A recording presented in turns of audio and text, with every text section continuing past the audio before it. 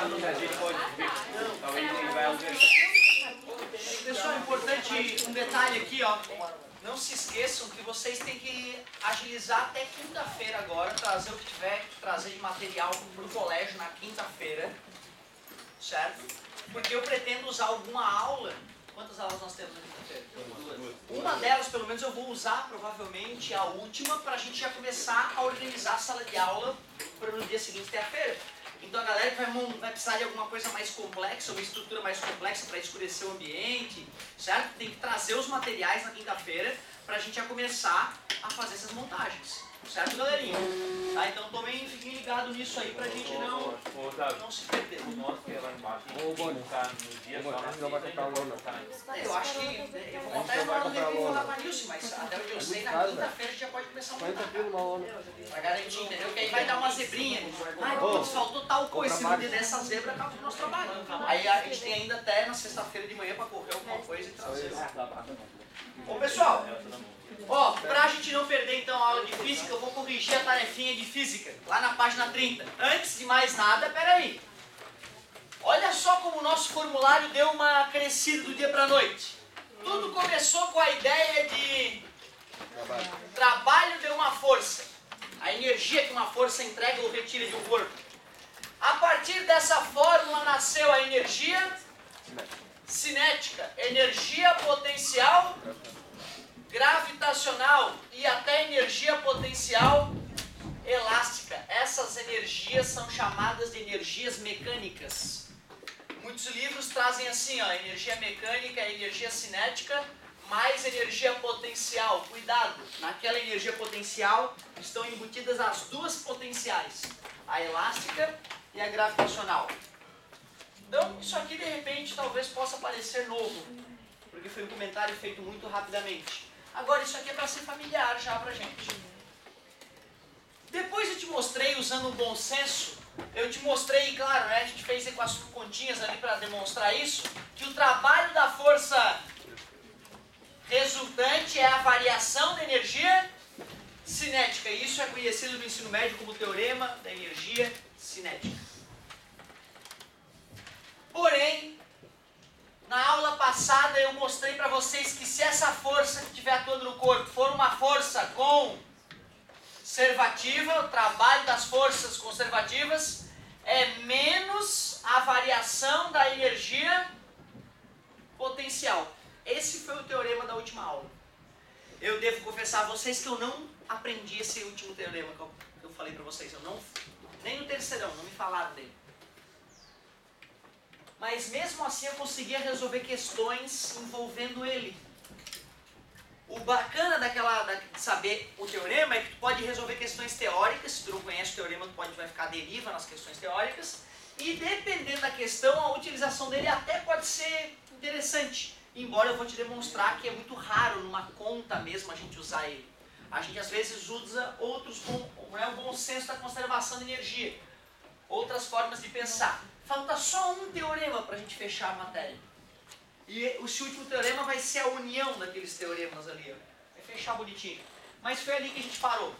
Essa tarefa, teoricamente, tem a ver com o último teorema ali. Vamos ver se é verdade. O teorema da energia potencial pode ser usado para calcular o trabalho realizado pela força de atrito que age em um corpo?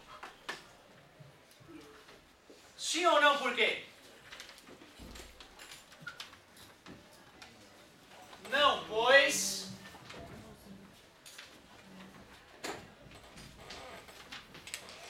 a força de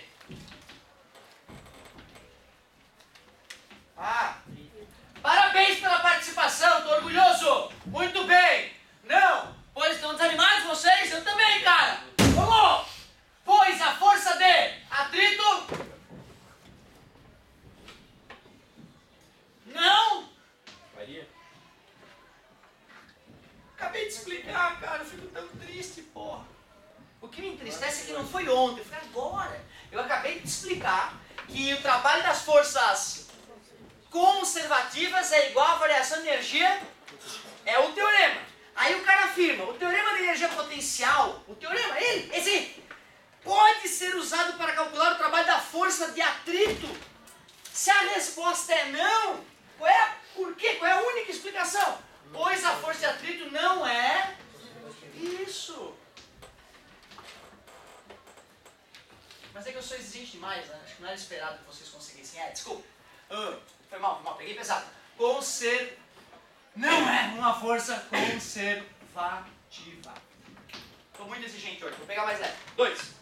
Se para um determinado corpo, o trabalho, olha como ele escreveu diferente da gente, ó, o trabalho das forças conservativas é 0, ele afirmou isso, então a energia potencial dele não sofre variação. Honesto, se isso aqui é 0, a variação é 0, quer dizer que não sofreu variação. Honesto.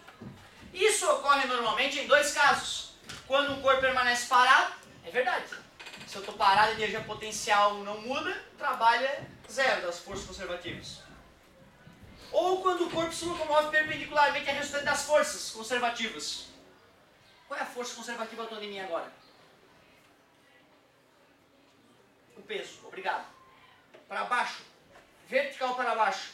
Se eu caminho aqui nesse chão horizontal, qual é o trabalho da força-peso?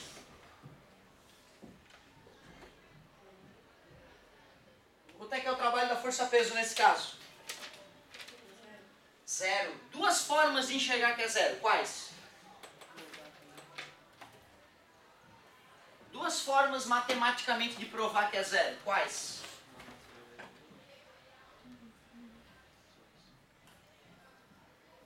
Estamos falando de quê? Do trabalho da força peso. Tem 2 formas no quadro para vocês me ajudarem a provar que neste momento, enquanto eu estou me deslocando aqui, caminhando, o trabalho da força-peso que age em mim é 0.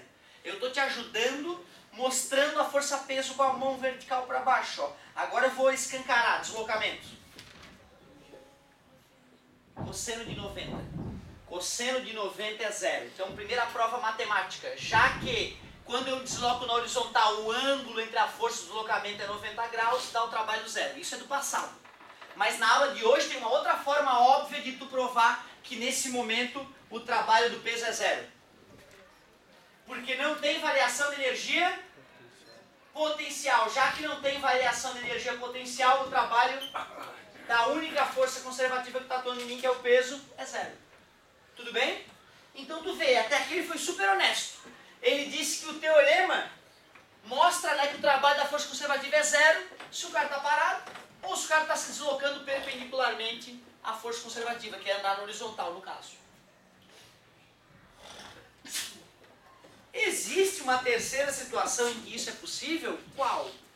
Quando um colega de vocês me chamou na carteira, sabe, né, quando eu peço para fazer exercício, essa turma aqui me enche de orgulho. Muita gente baixa a cabeça e fica fazendo exercício. Só que me enche mais de orgulho ainda o colega que vai travando e me chama na carteira para a gente discutir. Um colega me chamou para discutir essa questão quando eu passei essa tarefa. Eu me ajoelhei ali do lado do colega e fiquei pensando. Não foi instantâneo para mim. Fiquei pensando e...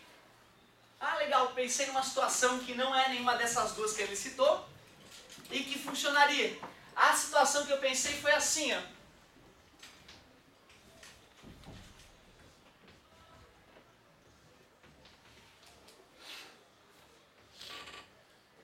A pedrinha estava na posição A, eu soltei, ela parou na posição B. Qual foi o trabalho das forças conservativas?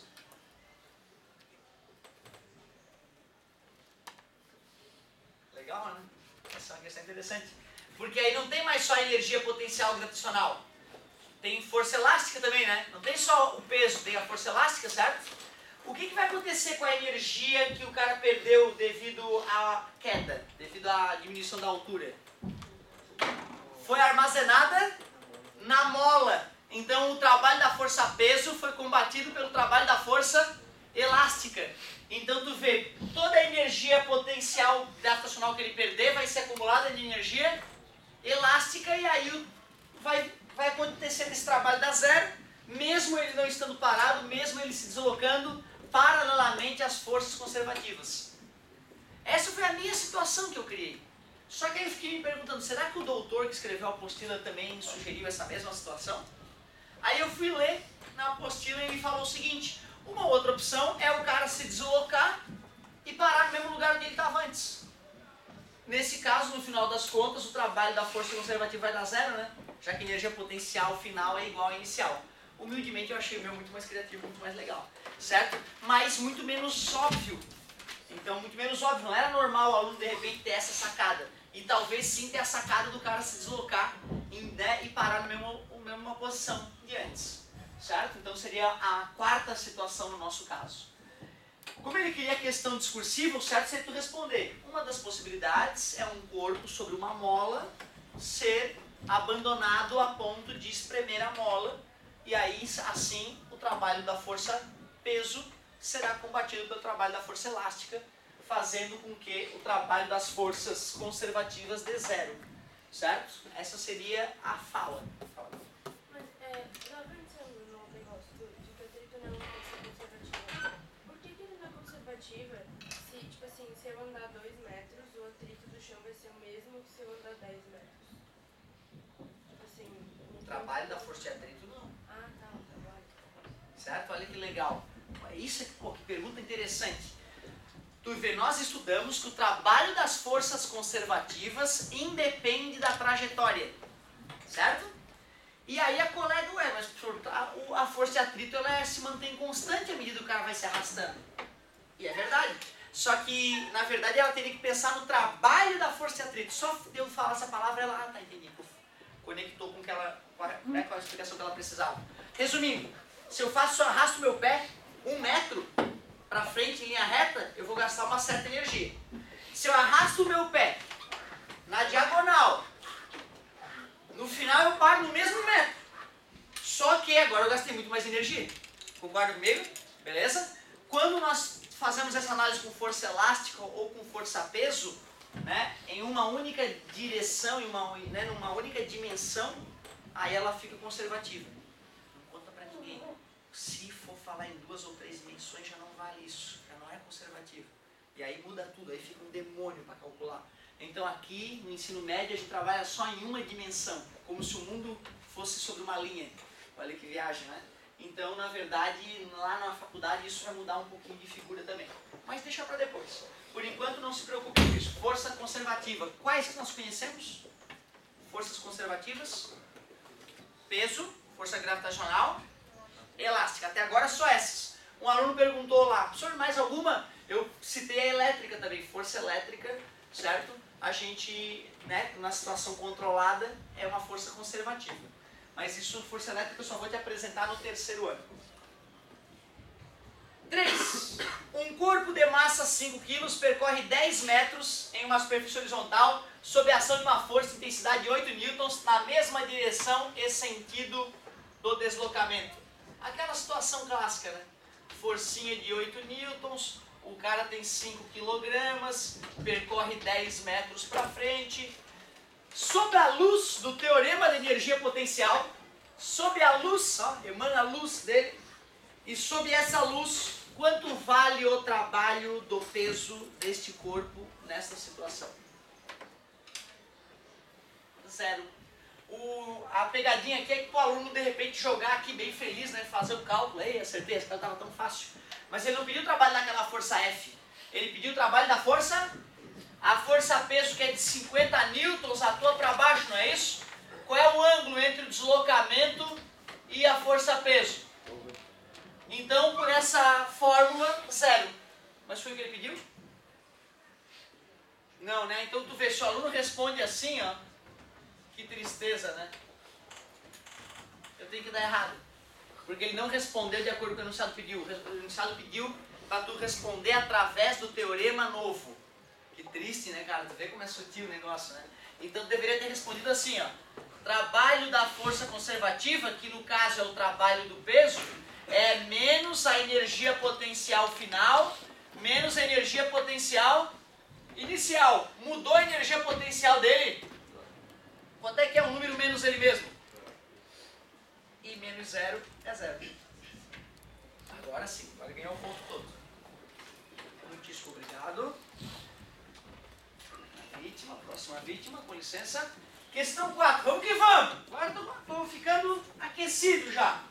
Questão 4 dizia o seguinte: um conjunto massa-mola possui uma energia potencial de 100 joules. Após sofrer certo deslocamento, esse conjunto passa a ter uma energia potencial de 150 joules. Então, para quem não sabe o que é um sistema massa-mola, é uma massa amarrada a uma mola. Numa certa situação, a energia potencial elástica era 100 joules.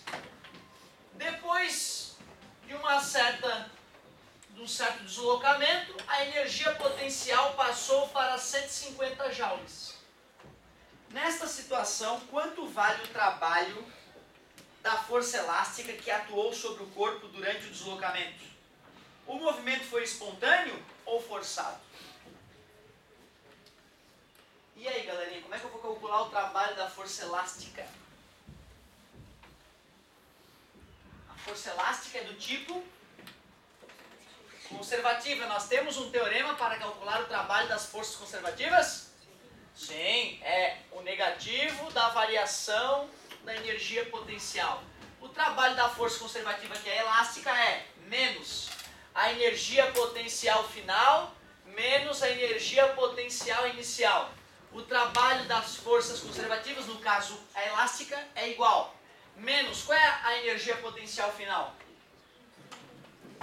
150, qual é a energia potencial inicial? 100. Então, quanto foi a variação? 50 com o menos na frente, menos 50 joules é o trabalho da força conservativa.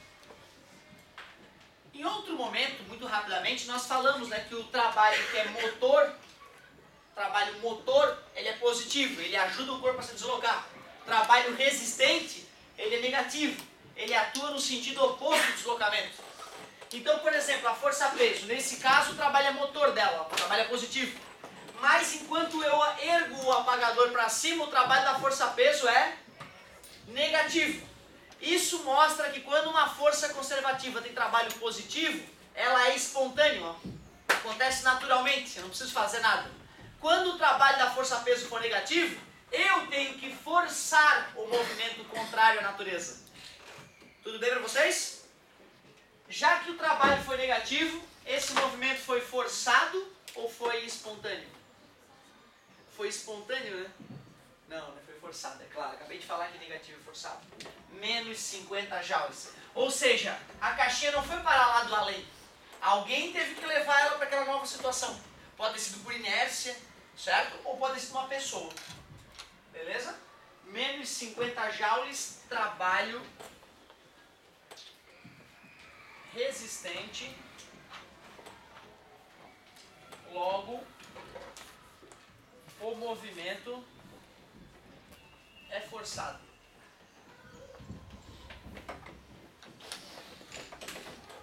Pois não. Se em vez de ter puxado a caixa mais pra lá, e daí a mão tem que tá fazendo força pra tentar trazer o bloco de volta, eu poderia empurrar ela mais pra lá, e daí ela tá fazendo força pro bloco vir pra cá.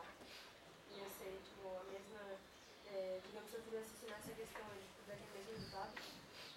Exatamente, ó. O sistema massa-mola ele fica oscilando em torno de um ponto de equilíbrio. Sem atrito ficaria para todo sempre. O que está acontecendo é troca de energia cinética passando para elástica, e elástica passando para cinética. Toda a vida que a energia, o trabalho da força elástica for negativo, é porque na verdade por inércia que isso está acontecendo. Certo? De qualquer forma continua forçado. Ah, mas está natural esse movimento, ele está indo e voltando porque a natureza está agindo daquela maneira. Não, mas na verdade a gente fala de trabalho de movimento forçado ou movimento natural a partir das energias potenciais. A gente analisa a energia potencial. Se o trabalho dela é negativo, o movimento é forçado, mesmo que não tenha ninguém empurrando, mesmo que o sistema esteja forçando. Certo? Então não quer dizer que trabalho forçado necessariamente tem que ter um agente externo, um ser humano fazendo força. Certo? Se eu pegasse a mola, virasse assim, e daí soltasse o bloco pra baixo, a força peso ela estaria sempre espontânea, mas a força que está puxando a mola seria resistente. Ótimo, exatamente. Aí nesse caso, como as duas forças são potenciais, tu vai ter que calcular as duas energias e ver a diferença entre as duas. Certo? Se a diferença entre as duas deu positivo, foi movimento natural. Se a diferença entre as duas, a elástica e a gravitacional, for negativo, o movimento é forçado. Não muda nada. Então a definição de movimento forçado ou movimento natural vem da ideia de energia potencial, certo? É isso aí mesmo. Ô galerinha, estamos na 5 agora, vamos fazer essa última teórica para ver se tem umas continhas mais factíveis, né? Embora a teoria seja de suma importância, eu preferiria muito mais, né? Na minha época, eu fazia muito mais continha, ficava muito mais feliz do que com as questões teóricas. Uma criança parte do alto de um tobogã e chega à sua base. Oh, delícia. Nessa situação, o trabalho do peso desta criança é motor, resistente ou nulo? O movimento descrito foi espontâneo ou forçado? E aí, galerinha, pensem no tobogã. O que tu acha? Criancinha desceu o tobogã. Trabalho do peso. Motor,